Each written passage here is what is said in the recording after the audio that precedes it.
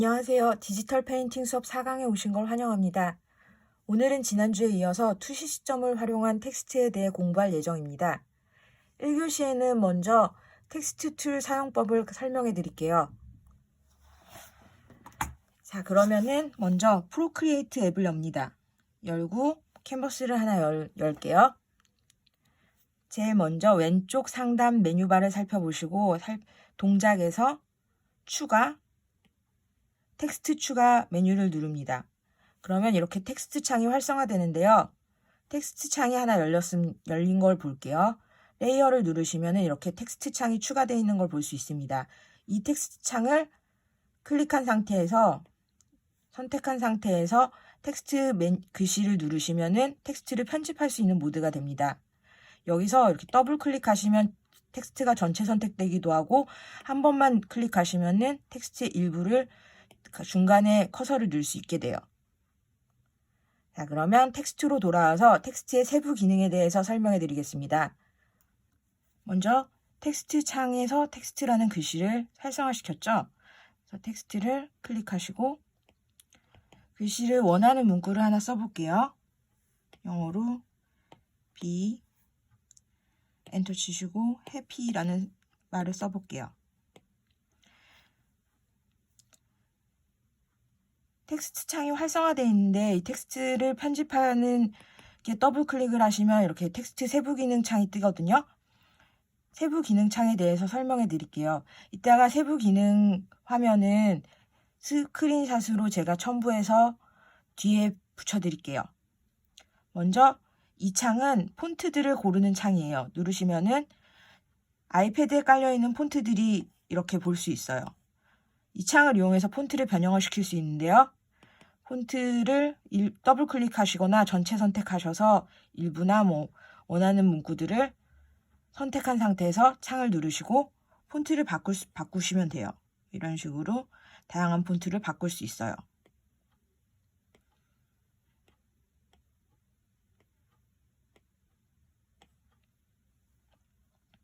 그리고 다시 아래 기능을 먼저 설명드릴게요. 키보드를 누르시면 이렇게 밑에 가상 키보드가 활성화되는 것이고요. 지우기를 누르시면은 백스페이스 기능이에요. 한 칸씩 글씨를 지울 수 있게 돼요. P가 하나 지워졌죠.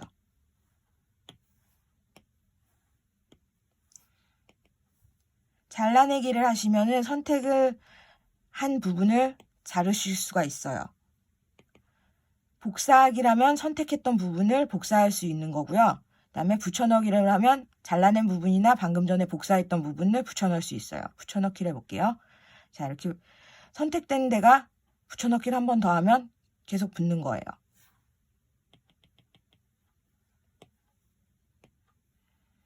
전체 선택을 누르시면은 이 창 안에 있는 텍스트 전체가 선택이 되는 거고요. 수직을 누르시면 글씨가 이런 식으로 세로로 수직으로 바뀌게 돼요. 저희는 수평으로 글씨를 쓸 거니까 하고, 위에 쪽에 세부 기능을 다시 설명해 드릴게요. 글씨를 선택한 상태에서 폰트를 위에 기능을 누르시면 세부창이 뜨는데요. 위에 세부창은 기능이 이렇습니다. 폰트를 일단 하나 바꿔놓고 시작할게요. B의 P 글씨를 바꾸고, 옆에 있던 볼드 같은 경우는 폰트의 다양한 스타일을 바꿀 수 있는 거예요. 예를 들면은 폰트 기능에 여러 가지 스타일이 있다면 바꿀 수 있게 되고요. 이탈릭이나 볼드 기능이 있으면 두꺼운 글씨 이런 식으로 스타일을 바꿀 수 있어요. 그리고 이쪽 디자인에서는 이걸 누르시면 폰트의 사이즈와 크기를 바꾸실 수 있고요. 간격 조정은 이 폰트 사이의 간격을 조절하는 기능이에요. 보여드릴게요. 자, 이런 식으로 글씨의 간격이 조절돼요. 자간도 글자 하나하나 사이의 간격을 조절하는 기능이고요. 그다음에 행간 같은 경우는 이 1행, 2행의 간격을 조절하는 버튼이에요. 행간 같은 경우는 이렇게 하면 멀어지고, 이렇게 하면은 글씨의 줄 간격이 좁아져요. 이런 식으로 조금 가깝게 디자인스럽게 바꿀 수도 있고 멀게 바꿀 수도 있는 거예요. 기준선 같은 경우는 움직이죠. 이 캔버스의 기준선에서 움직이는 그런 기능이고요. 불투명도 같은 경우는 폰트의 투명도를 조절하는 기능이에요. 100%일 때 지금 팔레트에 선택되어 있는 색깔 100%가 나오는 거고요. 50으로 하면 50%로 투명하게 되는 거예요. 그리고 이쪽으로 하면은 폰트들의 속성인데요. 정렬하는 방법이에요. 이건 이렇게 왼쪽으로 정렬하는 건 이거고 이걸 누르시면 가운데 정렬, 오른쪽 정렬은 이런 거예요. 그다음에 이 기능 같은 경우는 글씨가 길게 되게 뭐라고 해. 책 내용 같거나 이렇게 긴 텍스트 내용을 쓸 때 이 기능을 쓰시면은 이 선택되어 있는 패러그래프 안에 글씨들이 정렬돼요. 가운데 정렬로 일단 놓고 이 기능은 밑줄을 만드는 기능이고요. 이 기능 같은 경우는 글씨가 이런 식으로 테두리만 남는 기능이에요.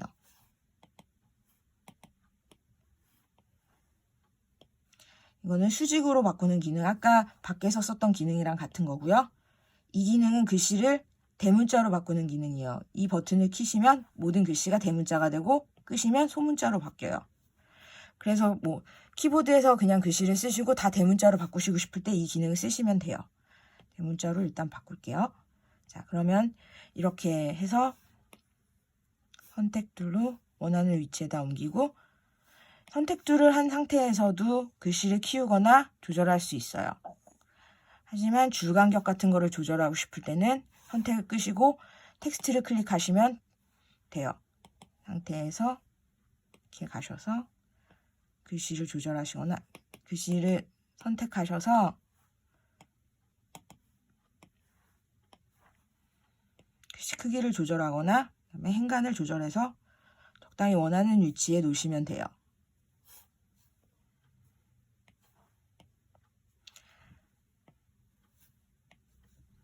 이렇게 해서 기본적인 텍스트 툴 사용법에 대해서 설명이 끝났거든요.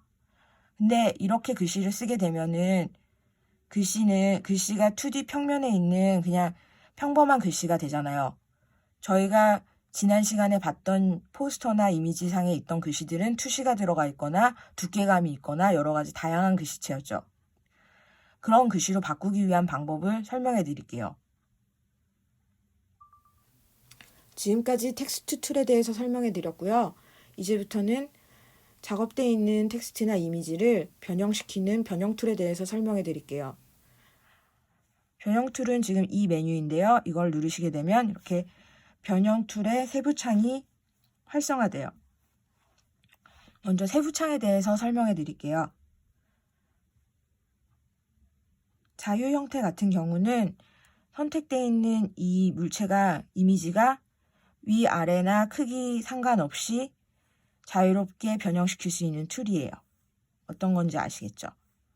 비례가 상관없이 본인이 당기는 대로 변환이 가능한 툴이고요. 초기화를 누르면 맨 처음에 장면으로 돌아가요. 균등 같은 경우는 똑같은 비례로 스케일만 조절하는 툴이에요. 균등을 누르신 다음에 이렇게 늘리시면은 같은 비례에서 이미지가 늘었다 줄었다 하는 거예요. 다시 초기화하시고 왜곡을 눌러볼게요. 왜곡이 저희가 지금 하려고 하는 투시 같은 개념이거든요. 왜곡 같은 경우는 이 모서리들을 당기는 대로 이런 식으로 바꿀 수가 있어요. 우리가 이제 소실점이 이쪽에 있다고 치면은 뭐 이런 식으로 글씨를 변형시킬 수도 있고, 소실점이 이쪽에 있다고 쳐볼게요. 그러면 소실점이 이 위에 쪽에 있으니까 이런 식으로 글씨를 바꿀 수가 있죠. 변형시킬 수가 있어요.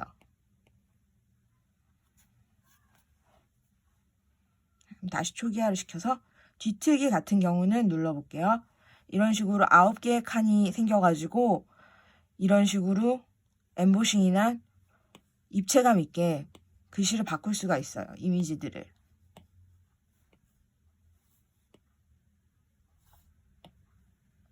다시 보여드릴게요.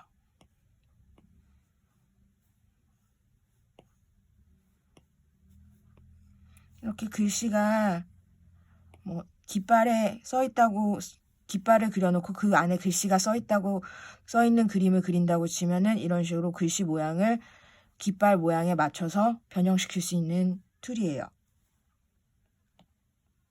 자, 밑에 쪽에 있는 세부 기능들은 선택되어 있는 객체를 바꿔주는 기능인데 하나씩 설명해 드릴게요. 자, 스냅 버튼에서 이런 자석 버튼을 누르게 되면은 객체를 이동할 때 자석처럼 붙어 있는 거예요. 그러니까 움직일 때 정확하게 위로 이동하거나 정확하게 옆으로 이동하고 싶은데 사람이다 보니까 이동을 할 때 이렇게 미세하게 움직이는 경우가 있거든요. 자석을 끄고 움직이면은 자유롭게 움직일 수 있는 대신에 정확하게 정렬을 맞춰서 이동을 할 수가 없어요. 근데 자석을 켜놓으면은 좌우로나 옆으로 갈 때 이동이 점에 맞게 이동돼요. 자석에 붙는 것처럼. 스냅이라는 버튼이 있는데 이 스냅 버튼 같은 경우는 최초에 그 그리드 가이드에 있었던 격자가 있다고 쳤을 때 그 격자 있는 부분에 딱딱딱 가서 붙는 거예요.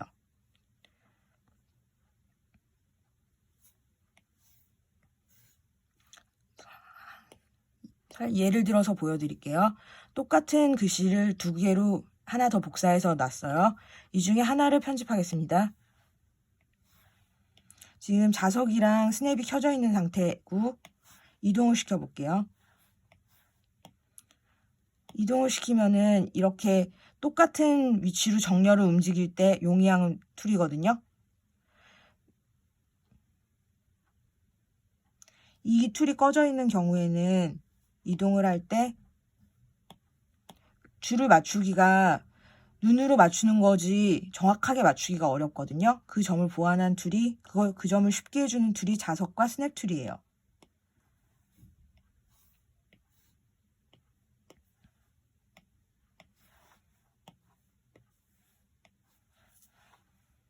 자, 수평 뒤집기 같은 경우는 누르시면은 수평으로 뒤집어져요. 이미지가. 보여드릴게요. 이렇게 뒤집어지고 수직 뒤집기 같은 경우는 위아래로 뒤집어지는 이미지고요. 45도 회전 같은 경우는 45도씩 이미지들이 회전을 해요. 스크린에 맞추기 같은 경우는 누르시면은 제일 긴 면이 이 켜져 있는 캔버스 스크린에 맞춰서 늘어나게 되는 툴이에요. 일단 이 정도까지 아시면은 중요한 기능은 다 아시는 거고요. 저희가 쓸 기능은 기본적인 기능은 다 숙지하게 되신 거예요. 한 가지 중요한 거는 이렇게 변형 툴에서 텍스트 이미지를 수정할 경우에 그냥 이 균등 툴에서 스케일만 조정할 경우는 상관없는데 왜곡 같은 툴로 이미지를 이런 식으로 변형을 했을 때 변형을 하고 툴을 닫게 되면 레이어가 레스토어가 돼요. 레이어 레스토어는 뭐냐면은 처음에는 이렇게 텍스트 창으로 있었던 레이어였었는데 저희가 변형을 하고 난 다음에 이렇게 레스토어로 이미지화가 돼가지고 저장이 되거든요. 원래 텍스트로 돼 있었던 이미지는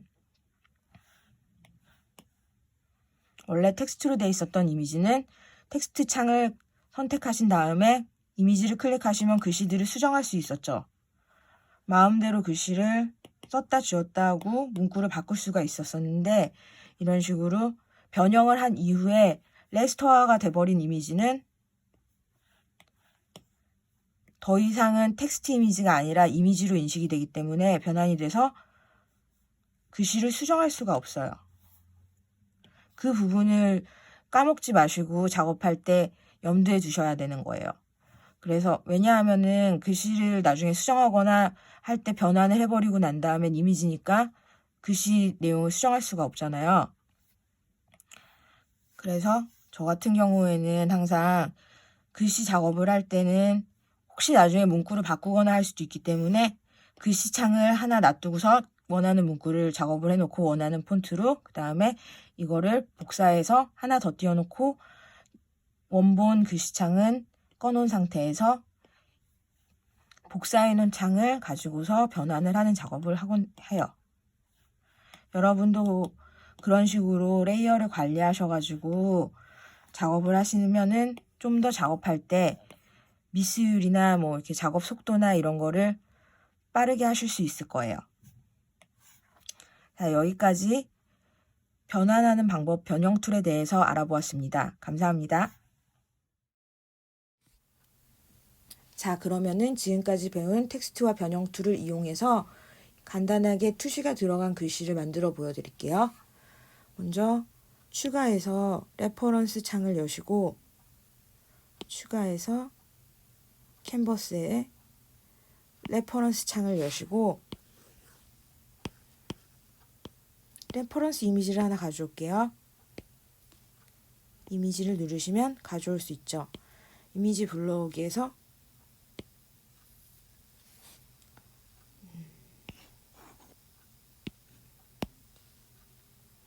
저희가 배웠었던 지난 시간에 봤었던 이미지고 이 이미지 2교시에 쓸 이미지들이에요.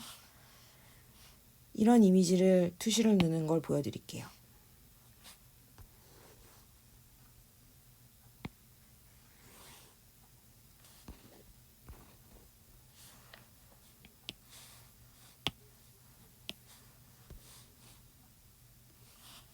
간단하죠? 텍스트 작업되어 있는 거를 변형 툴 누르시고 왜곡으로 가셔서 비율에 맞게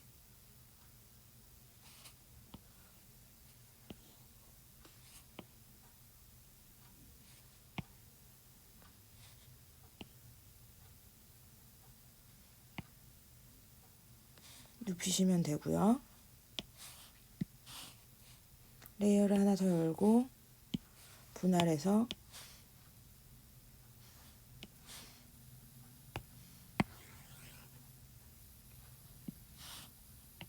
블랙 컬러를 넣어주시고 위에 쪽에는 레드 컬러를 넣어주시고 선택 해제하시고 레드 컬러 넣어주시고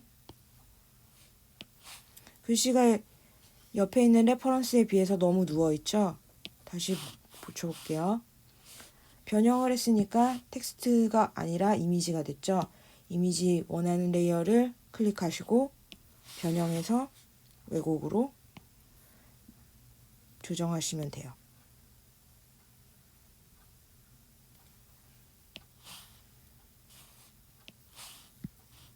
레이어를 하나 더 열고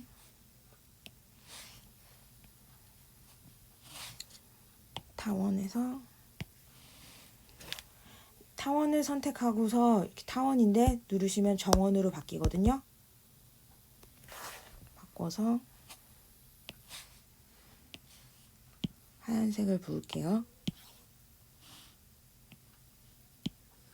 그러다가 부으시면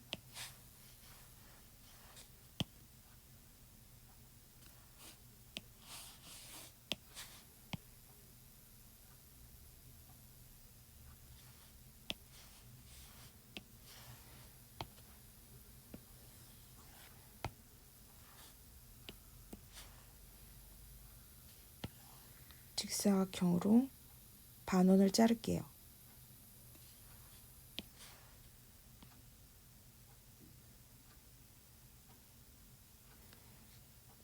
레이어에 가셔서 이 부분 아래쪽 부분을 자를 거예요. 아래쪽 부분만 선택하셔서 레이어에서 지우기를 누르시면 지워져요.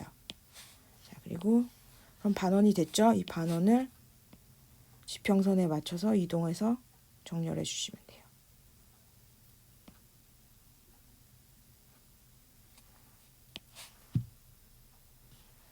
간단하게 비슷한 이미지를 만들 수 있었죠.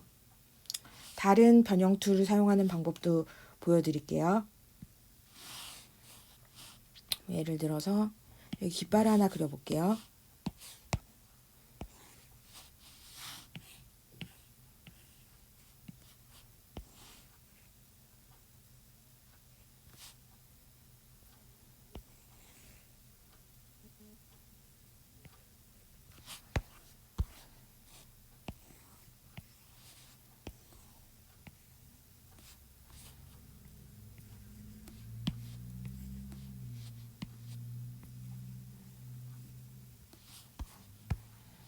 깃발이 이렇게 있다고 하시고,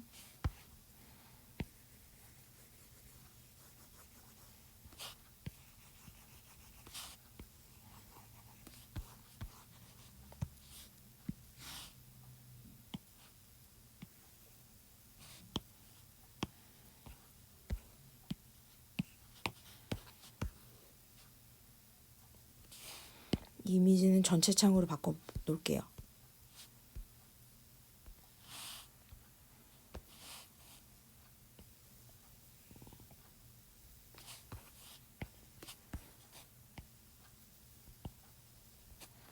이 깃발에 맞는 글씨를 변형해가지고 깃발에 원래 글씨가 써 있는 것처럼 글씨를 집어넣을 거예요. 트루러브 글씨를 쓸게요. 똑같이 추가해서 텍스트 추가하시고 TRUE LOVE. 지금 글씨가 하얀색이라서 안 보이죠? 전체 선택하시고 글씨 색깔을 바꿔주시고 글씨를 대문자로 바꿔볼게요. 전체 선택해서 세부창에 들어가셔서 대문자 버튼 누르시면 대문자로 바뀌었어요. 자, 이 상태에서 변형 툴 누르시고 가운데로 가져와서 이 깃발에 맞는 글씨로 변형해 볼게요. 뒤트기 누르시고, 뒤트기 누르시기 전에 스케일을 이 깃발에 어느 정도 맞춰야 되겠죠? 균등으로 글씨를 키워요. 지금 글씨 간격이 너무 넓잖아요. 행간이, 줄 간격이. 글씨 줄 간격부터 조절할게요. 더블 클릭하셔서 글씨에 들어가시면은 키보드가 활성화되는데 저희는 키보드를 쓸 게 아니니까 가상 키보드를 끌게요. 상태에서 전체 선택하시고 세부창에 들어가셔서 줄 간격을 조절하겠습니다. 줄 간격을 좀 가깝게 바꾸시고 완료하시고, 자, 이 글씨를 뒤트기 변형 툴로 깃발에 얹혀 볼게요. 혹시 모르니까 복사하시고 복사하신 레이어 하나 꺼놓으시고 변형할 레이어에서 변형에 들어가요. 뒤트기 누르신 다음에 이 깃발에 맞춰서 글씨를 변형할게요.